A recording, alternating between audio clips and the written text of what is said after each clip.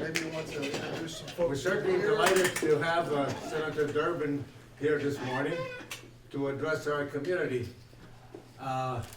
Many of you perhaps have also recognized that many constituents in the ethnic communities, whether it's Polish, Ukrainian, and others, somehow there's a perception that the immigration issues pertain to the Hispanic community.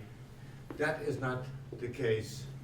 I think that there are many concerns in our communities, and we need to address those. And unfortunately, to this date, none of the congressmen in the areas that the communities exist have addressed these issues with the ethnic communities. And therefore, it's truly a pleasure to welcome Senator Durbin, who is obviously working on the committee, the Immigration Reform Committee, where there's several reforms that are going on in Washington. We talk about tax reform, we talk about fiscal reform, and immigration reform. And immigration reform appears to be on good track. We're glad to hear that both parties have agreed on certain terms on the immigration reform, and hopefully a new bill will be presented and approved by Congress. So we welcome you, Senator. Julian, introduce yourself by title, and we'll have everybody go around, and then I'll make a statement, please. Sure. My name is Julian Kulis. I'm a member of the National Board of the Ukrainian Congress Committee of America. My name is Robert Groshek. I am the co-chairperson of the Amicus Polonia Free Legal Clinic, co-sponsored by Chicago Volunteer Legal Services and the Polish National Alliance. And B. George Olechik. I'm a practicing attorney since 1974. I'm the general counsel for Selfreliance, Ukrainian American Credit Union. And Gary Genzer, the Executive Director of Polish American Association. Joe Moreno, Alderman of the First Ward. Bogdan Watrels, President and Chief Executive Officer of Selfreliance Ukrainian American Federal Credit Union. We've been here since 1951 serving the Ukrainian American community. We have 22,000 members, and we provide a lot of lifeline services to immigrants that come to this country. Daniel Koszelski, the Executive Director of the Greater Avondale Chamber of Commerce. My name is Mark Dobrzycki. I am the Executive Director of the P&A Polish Information Center. I'm the Administrator of the Amicus Polonia Volunteer Free Legal Clinic. I work with Robert, and I'm also a trustee in the village of Harwood Heights, which is a suburb on the northwest side of Chicago. Our population is approximately 10,000 people.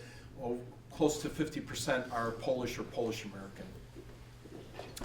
My name is Michael Klish. I'm a Ukrainian American attorney, practiced in Chicago, Illinois. My practice has been immigration law for approximately 20 years now. Thank you, and thanks for the invitation today. And Julian, I think you really put your finger on it, because the immigration issue just it applies across the board. There is no special consideration for what country you came from. We are talking about people living in America now who are undocumented, and the question is what will happen to them. We've been through a big national debate, it's gone back and forth, and now the good news is that both political parties are coming together in an effort to try to find a solution. There are 8 of us, 8 senators, 4 Democrats, 4 Republicans. On my side, Senator Schumer of New York, Senator Menendez of New Jersey, Senator Bennett of Colorado.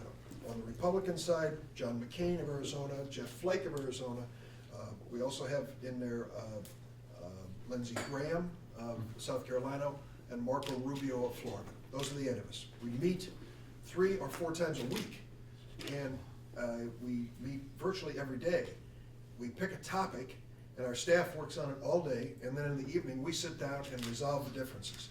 And we are going through a long, long list of items you can imagine, all the different things that are being considered. What I'm about to tell you is in the most general terms, but my belief is that we are only weeks away from presenting a bill, just weeks away. And I would guess probably sometime right after the Easter break is my guess that we will have legislation to present. Now, the President has been in touch with all of us personally. He's met with us, he's called me at home, I've called him at his home, I know where to find him, and we've talked about this. He is committed to immigration reform. He has a bill of his own. He has agreed not to push his bill until we have a chance to put ours together. But he's impatient. He's been told too many times, we'll get this done in just a few weeks, and it goes on and on and on. And so he wants us to move, and so he's pushing, and I'm glad he is. He's pushing us to get to a good place. So let me give you the most general description of what this will be. First, who will be eligible? We have not picked a date on eligibility. That's important. You know, when must you have been in the United States to be eligible to be considered? That is still being debated, so I can't give you that date. But you can look to some previous legislation to see what we've done. Sometimes it's been a matter of months, sometimes a matter of a few years, whatever it happens to be. But we have to negotiate, and there are, there's strong political feelings sitting in that room. Republican feelings, Democratic feelings on what it might be. The second question is, who will be eligible? Not just when you arrive, but who will be eligible? Everyone will be eligible if they have no significant criminal background, which would disqualify them. Let's be honest. If you have someone who's committed a crime in this country, serious crime, we don't want them. We don't want them. They have to leave. And that's painful sometimes. Maybe it was a, mistake made when they were very young, but we're gonna take a pretty hard line on that. If they've committed significant crime, they're ineligible. They have to leave. What about the rest? And that's most of them, because most people have not committed any crimes of any serious magnitude. The question, what about the rest? They have to step forward, come out of the shadows, register. And when they register, they will establish who they are, where they are. And at that point, they will be liable for paying any required back taxes that they owe. They may be subject to a fine, which we can talk about again in a minute. And then they will be in a legal status here, a probationary legal status here. How long will this status continue? That is still being debated back and forth. How many years will it be? A lot of different things being taken into consideration. But at the end of this period, this probationary legal status, they will then be eligible for a green card. They get the green card, and as everyone knows here, that is the ticket. At the end of a period, for instance, right now, it's 3 years for a spouse, 5 years otherwise on green cards, you become a citizen rather. So this process may be lengthy, but during the entire process, a person will be legal in America, not subject to deportation, and able to work legally in this country, okay? That describes most of what will occur on this. Now, there are some other things. All of you who are in the law know this. There are so many different categories of people, H-1B visas, H-2, agriculture visas, temporary workers, all these things going on. So we are trying to coordinate every single one of these to make sure that they are consistent with our goal here. And my special interest, the DREAM Act. What about these children? You know these stories. Yeah. Alderman, you've run into it, all of us have. These kids were brought here, they had nothing to say about it, They didn't know that mom and dad didn't renew the visa, the visitor's visa. They went to school here, they pledged allegiance to the flag, they thought everything was fine, and then they learned when they were in high school they have no country. So we'll have a special treatment of them, better than what I just described. And that is agreed to by everyone in the room, Democrats and Republicans. We still have yet to debate and spell that out. What else can I add to this? There is another whole world of change going on which parallels this but doesn't affect this directly. And that is what is going to happen at the border during this period of time, the border between the United States and Mexico. We have now put enforcement at the border to a level where we have the lowest immigration in 40 years coming across our border. We have piled in billions of dollars worth of resources, fences, radar, drones, military, border enforcement, and it's had its impact. It's dramatically slowed down immigration, illegal immigration, and we want to achieve that. So the Republicans have insisted that we have to continue doing that, and we have agreed. We're going to continue the border enforcement, and we're going to have a measurable standard in terms of our success, not just a declaration by a politician, the border's safe. You may never get that, but if you have a measurable standard, and we think we can, that is what triggers the green card. They have to come together. Border enforcement and the period into probation triggers the green cards. So that is basically where we're standing. Now comes the next question, and this is one that I will tell you is significant, and that is, how many times are we going to go through this? You know, we went through this in 1986, didn't we, with President Reagan? And so here we are 26 years later, and we're going through it again. We've got to think about this immigration system in America. The honest answer is, we know this. I'm the son of an immigrant. You are the grandson of an immigrant. I mean, we are a nation of immigrants. Our families couldn't wait to get to this great nation because of what it meant in terms of freedom and opportunity, and that is going to be the case as long as we don't mess it up in our generation. So we have to have an orderly process for future immigration coming into America, and we're talking about how to do that. So we're hoping 25 years from now, we don't go through this all over again. So that is basically where it is. That's basically the timetable. I can't be too much more specific with you on some of these things, but I'll be happy to answer any questions or take any of your comments that you might have about this. Yes, sir. If I may, lately, let me first start by saying thank you so much for taking on the topic. This is very important to not only the Latino community, also the Ukrainian, the Russian, the Polish communities. It's very good for the United States to make sure that everybody's on the books paying their fair of taxes, both for the Democratic and the Republican side, because everybody strongly believes in being legal and making sure that you are here legally and paying your fair of taxes. But one of the issues that has arisen through my law practice and also at the clinic is a lot of people have indicated that they're afraid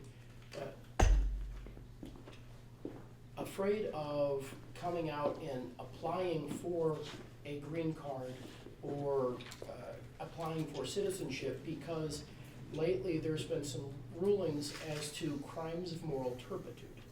Yes. And that may be a topic that hopefully you will discuss. We will, and I'm glad you brought it up, because I should have mentioned it with more specificity. So the question is, what will disqualify? What crime would disqualify? You know, and so we are going through that now. And it has been a different standard, you know, that has been used. You probably noticed, I don't know if you've dealt with DACA, with the DREAM Act deferral, deportation deferral. That definition was done by rule as to what would be allowed. A speeding ticket, of course not. You know, that's not. Driving without a proper license, of course not. You couldn't get a license until recently in many states.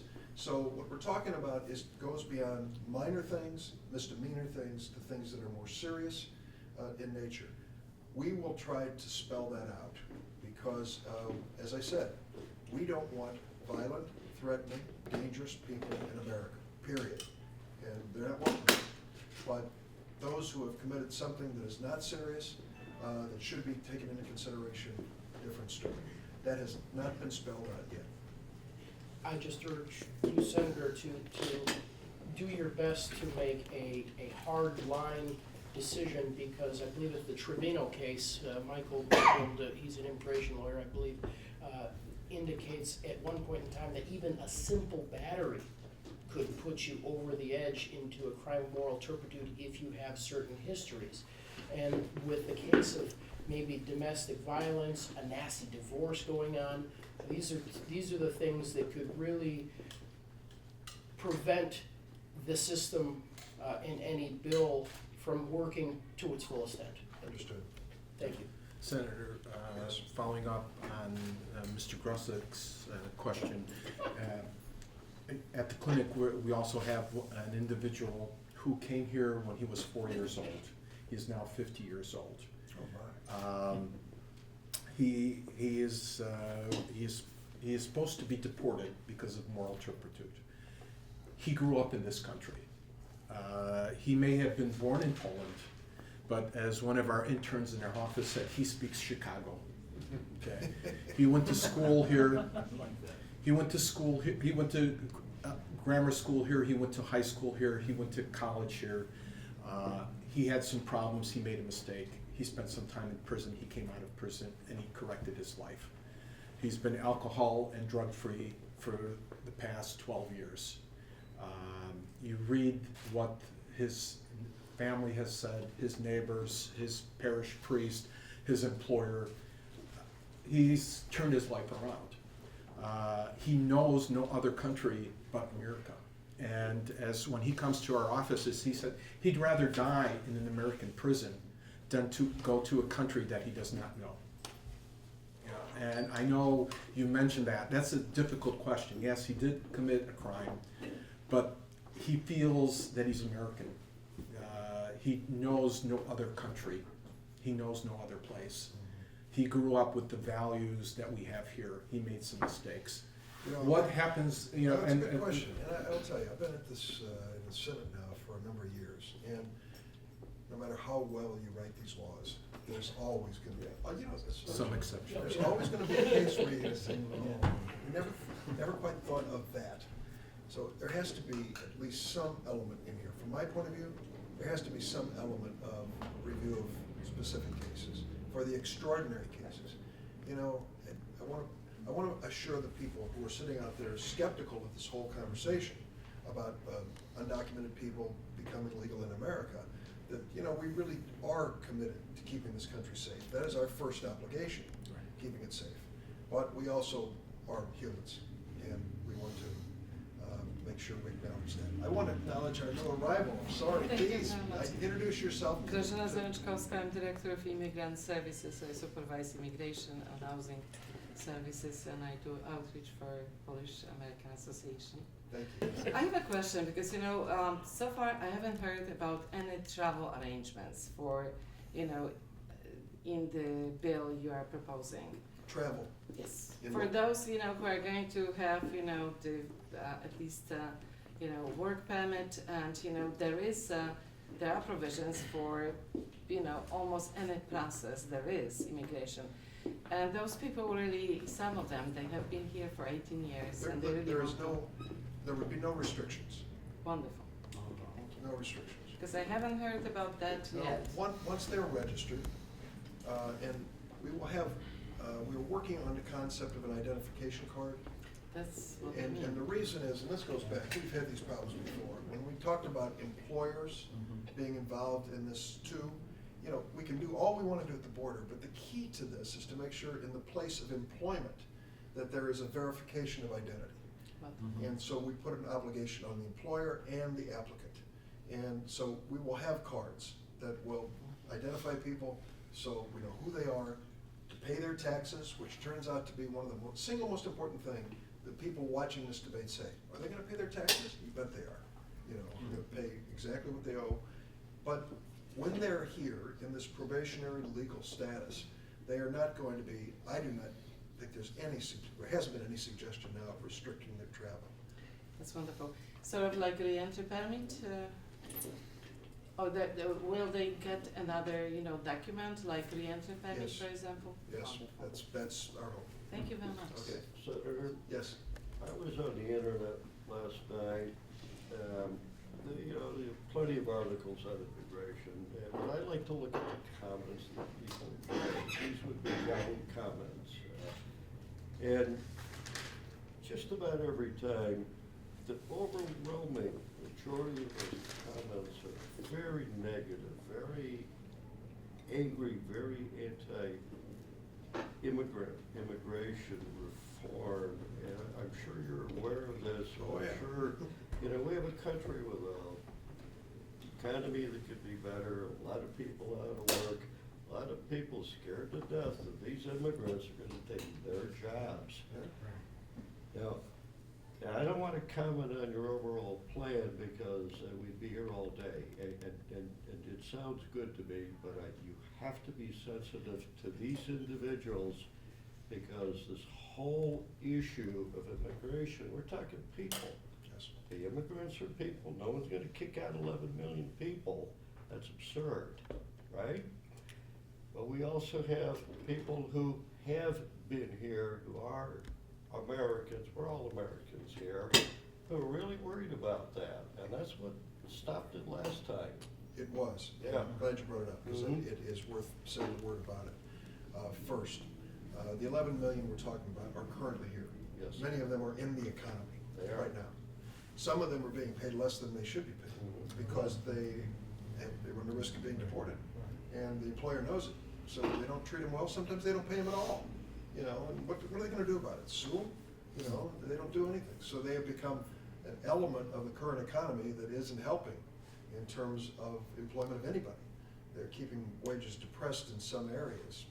But we are working to bring them legally, openly, into the economy and part of it. Now, the question you raise is, well, what happens in the future? You've talked about all these other categories of people who are going to be brought in. What about temporary workers? We call this the future flow issue. What is the future flow? And what it comes down to is a point I'm glad you mentioned, and I should have mentioned earlier. Our first obligation is to make sure that Americans, when there's unemployment, Americans who are here have the first opportunity to fill the job. Okay? Unequivocally. And we will state that in the law. And any time that an employer comes to the government and says, I need to bring in workers from overseas, the first question is, what have you done to advertise and offer jobs to unemployed American people? Show us what you've done. They have to establish that before they can even be considered to bring in people, additional people beyond the 11 million, the future flow. We will look at unemployment in a given area, construction. Right now, in building trades and construction, unemployment's high. It's over 20%, a lot of unions, some even higher than 30%. And so when you say, well, I need to bring in some bricklayers, say, wait a minute, you know, if 25% of American bricklayers are not working, we're not going to let you bring in bricklayers for that purpose. So we're going to be specific to many of the employment categories. We're going to make them prove that they've offered the jobs to Americans, and we are going to make certain they are offering the prevailing wage in the community, which is important. It's one thing to say. We still have the 11 million who are here already. They're here already. And what you're saying there doesn't really apply to them. They're No. here, we're gonna let them work.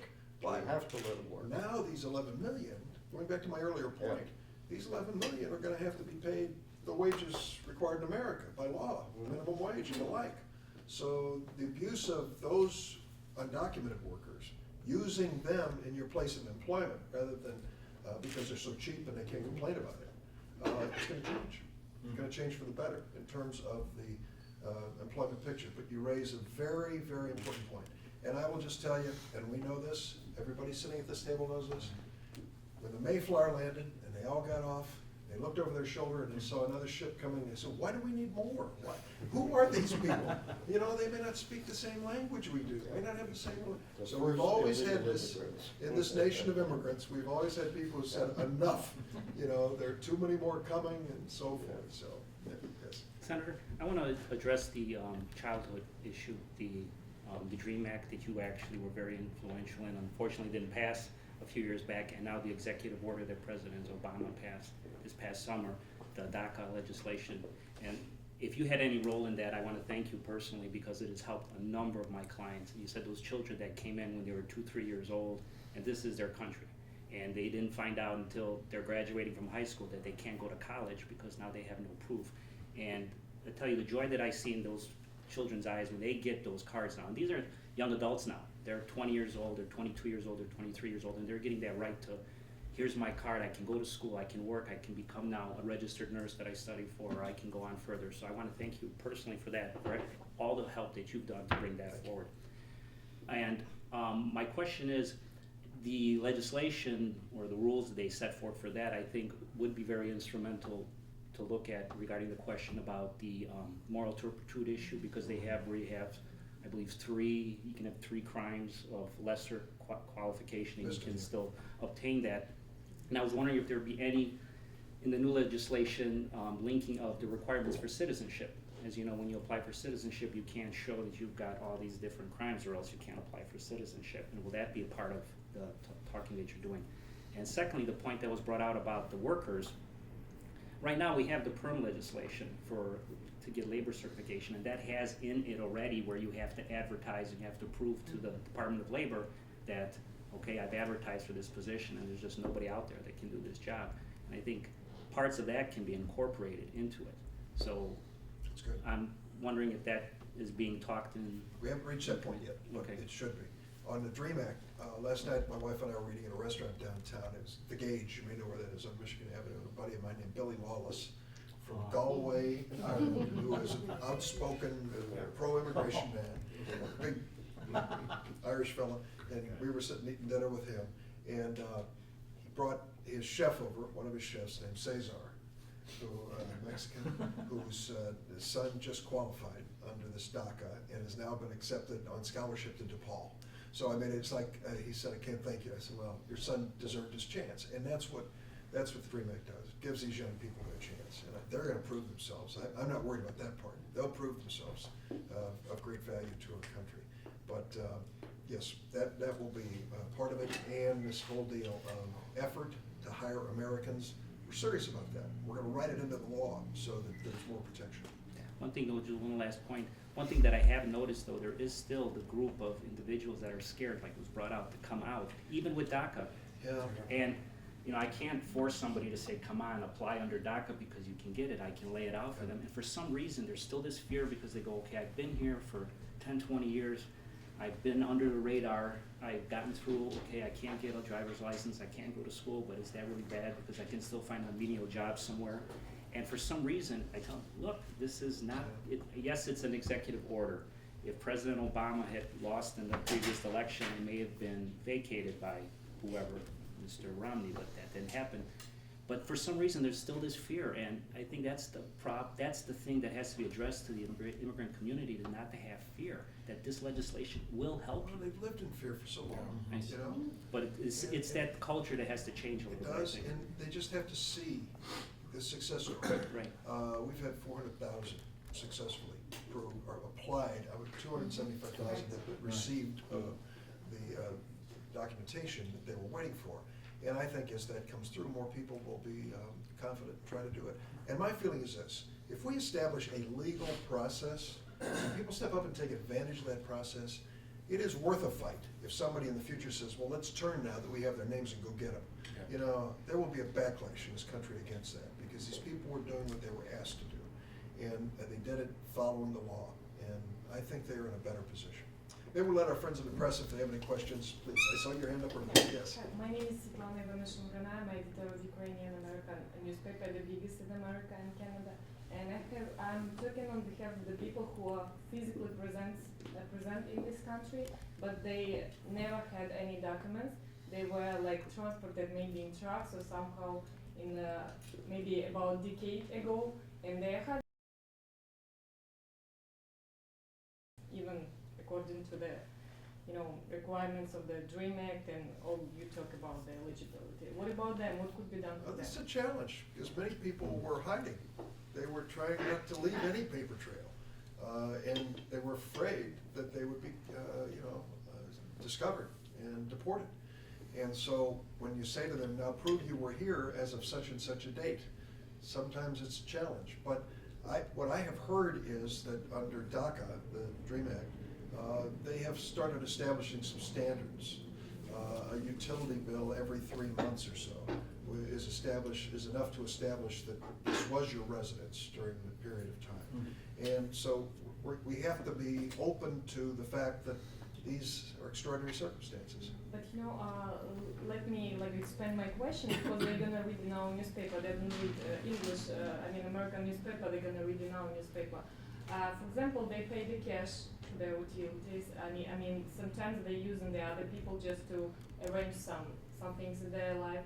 What they could do right now, from this point, from this day, so we can write for them. You can do those things, and you'll get a chance in the future. So just Well, that's a to good come question. out from the shadow. Some of you may have worked on this, and maybe. Yeah, we've done that. We've got a lot of people that come to us from, that are Ukrainian Americans, and will open accounts, and they're immigrants, they're they're aliens, and they come here and they can open up an account. Once they open up an account, then they determine that they have an account, then they can apply to try to get a tax identification number by sending in their passport. But then now they have a situation where they do have an account, and they will start paying utilities, and then they will be able to. We have a lot of people do that, because we do provide these lifeline services for these people to come here, because as you're well aware of, Ukrainians are staunch supporters of democracy and freedom. Many of them have served in the military. Many of them laid their life for the democracy that they had here, and that's also the Polish community, the Russian community. And you know, look at all the people sitting here, a lot of them are immigrants or children of immigrants or grandchildren of immigrants, and they made a success of themselves, and they've made this country the country that it is, including yourself, Senator. So that is important, that they do open accounts, that they do start paying utility bills, that they do have an address, that they can show that they are residents here. If I could ask a related question, I do a lot of social security, disability. Oh, and by the way, I had a car breakdown near Galway. Yeah, then I got to drive a stick shift with everything backwards. But a lot of people have worked illegally, either under their own social security number, which doesn't allow them to work, or someone else's. They're gonna get any credit for That's a all good that question. work? Well, I don't know about the credit. Yeah. Establishing that they actually were here to work Yeah. is the key element, so we can establish when their residency Mhm. began. Has anyone dealt with these? Well, Have you? one thing that I've dealt with, Senator, with DACA is you have to prove that you were here on a specific date under that legislation. And one thing that I've used successfully, because the advent of social media and the internet, they've allowed cases that I've had for people to print out their Facebook history, and that shows that they're here. Now, somebody once raised the question, well, somebody could be overseas, you know, and doing this. Yes, but if you're showing that you're at places in the United States and the dates are posted when you're posting to Facebook, Interesting. that's How about something they that? can use. So if somebody's been here, and I know people get on Facebook, you know, they can't live without it nowadays, but they gotta tell you what you're doing every 5 seconds, or Twitter. The Immigration Service has accepted in cases that I've done, That's and it's great. had them. And they do live on Facebook. Yeah. So that's one thing that can be used in the process of trying to establish that you've been here. Yeah. What about affidavits from relatives, friends, I don't know, club do they members? accept affidavits, or they? Affidavits they accept, but I think they've had a bad history with the affidavits back from the '86 legislation, because Yeah. people would create affidavits. So I think they don't really prefer More the skeptical. affidavits. The pictures, memberships from organizations, Sure. clubs, you know, yes. Senator, I think the opportunities here are great, because if you look, I see Robert and I with the legal clinic, the people that come to us for help, we see how these people get used. Services that are oriented towards those people who are, quote, here illegally, whether it's pharmaceutical services or doctor services or legal services or even travel services or any type of service. They're set up for people who are supposed to be underneath the cover, and these people get taken advantage of. And this, it's a whole economy undercover that is away from the taxation that should be, they should be affected by, whether it's local or state or federal. And these people, after believing and offering their trust, get used or find out that they're left for naught. And I think that is very bad. I think the whole process, and I congratulate you and your colleagues, that we need to address this immigration. We are a nation of immigrants. We shouldn't allow this to exist. You know, you drive down Archer Avenue, Milwaukee Avenue, or Belmont Avenue, and you see these little shops that should not exist. They take advantage of people and they get used. And they're not part of, in no way are they part of our society. And I will tell you, there's been exploitation in the Hispanic community over DACA. We've seen it charging thousands of dollars. Now, sometimes it's an extraordinary and tough case, and there's a lot of work to be done. Many times it's not. It's not unusual for some of these lawyers to then call our office and ask us to fill out the form for them, you know, while they collect the fee. So we want to try to make sure people in the clinic obviously are going to be treated fairly.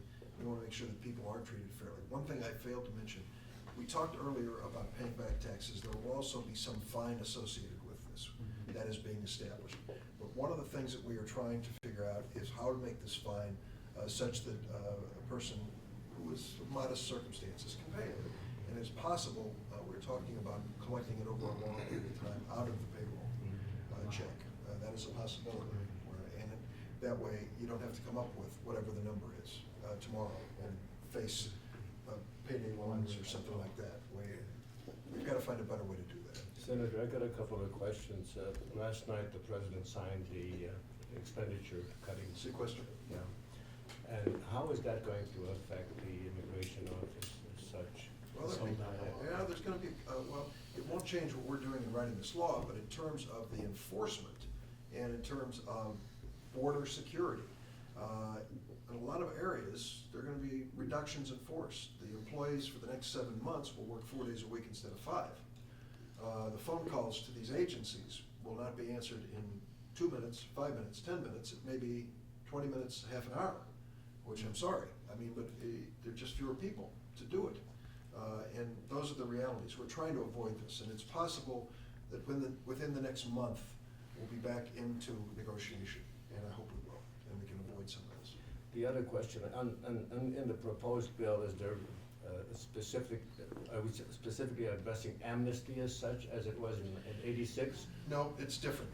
This is much different. And there was this backlash to the idea of amnesty because under President Ronald Reagan and Congress, the 1986 law was supposed to be the end of the problem. Well, not at all. Here we are today. And so people said, you gave the amnesty and it invited more people in and so forth and so on. So amnesty basically says you are forgiven, we allow you to become a citizen. We basically have a process where you have to earn your way in, and it will not be fast. It will not be fast. There's going to be a period of waiting, but during that period you can live here legally, you can work here legally. You don't have to worry about deportation as long as you don't run into the problems we mentioned earlier. So it is not amnesty. They have to earn their way by paying their taxes, number one, paying a fine, number two, registering with the government, having an ID card presented to their employer, and then they are subject to regular review. And if they stumble and fall, they're gone. You know, we're serious about this. So it isn't like we're giving this. And then at the end of what is likely to be a substantial period of time, there is a second period with a green card that they will have to be subject to. And my last question, the question of political asylum. Of course, it's, are we going to continue to respect the request for political asylum? Particularly we see in Ukraine today where actually with the backsliding in the democratic reform and of course selective prosecution of individuals and so on, many people have left and asked for political asylum in other countries in Europe. And we have actually seen people here that are questioning as to whether they would be qualified to get political asylum. Is asylum discussed within that bill at all? No, It not? it is a separate process. And I respect the importance of asylum. We have literally saved lives with asylum in the past, and we need to continue to. You and I are old enough, Julian, to remember the Soviet times Right. and what people were going through. And thank goodness our country said you have a safe place to go. And we've done it for Cubans, we've done that for many people. And so that's not going to change, but it won't be a direct part of this bill. Maybe take one more question here. Yes. If I may, Senator Durbin, a lot of our community organizations, be it the Polish National Alliance, the Ukrainian Cultural Center, we have, and also Latinos, we have programs that, in the Polish American Association, do our best to help people that have fallen off the road, to get them back on the road. You're helping us help our people that we help, excuse me, back on the road as well. But when they do have a path to citizenship, I think we're going to see a greater amount of tax dollars for us, the United States, the government, so we won't have to go through the sequester again. I hope that we never have to. Okay, but one of the things that we also worry about is health care for these individuals. With the new health care exchange and Obamacare, that I believe is going to work out just great. I'm just hoping that you are thinking about how we as community organizations can do our best to help people that come to the Polish American Association that don't have health care, and also inform us. I'm a past president of the Polish Lawyers Association. I want to be able to send this message to other lawyers and say, look, we have a plan, a path, this is what we need to do to make sure that we as a community grow. Can you fill us in? So I always take one question too many, and this is Okay. a perfect illustration of this. So here is the reality. Let me just be very, very honest with you. Whenever we make a decision, I know your city council has its own rules, but whenever we make a decision in Congress to do something, we have someone looking over our shoulder. And this would be the Congressional Budget Office. And so they say, Durbin, you have a wonderful idea. Now let me tell you what your wonderful idea will cost, okay? So here we have 10 or 11 million people who today do not qualify for Obamacare, all right? And the question is, when they qualify, how much will it cost? And the amount is huge. It's huge.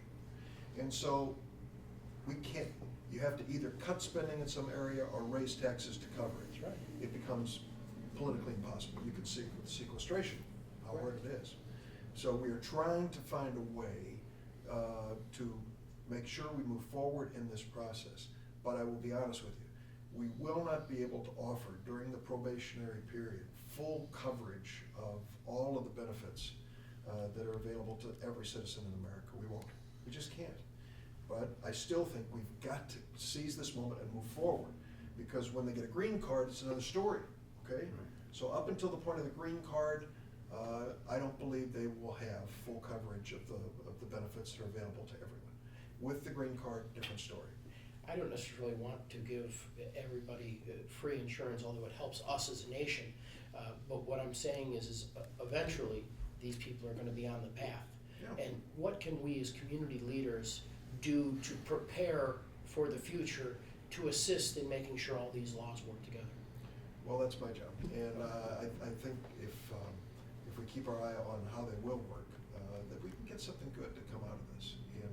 And what I have found is that most people, it's interesting with the DREAM Act and DACA now, how many parents are standing by their children as they go through this, and the parents are undocumented themselves, but they know finally their son or daughter has a chance. You know, and the sons and daughters turn to me and say, what about my mom and dad?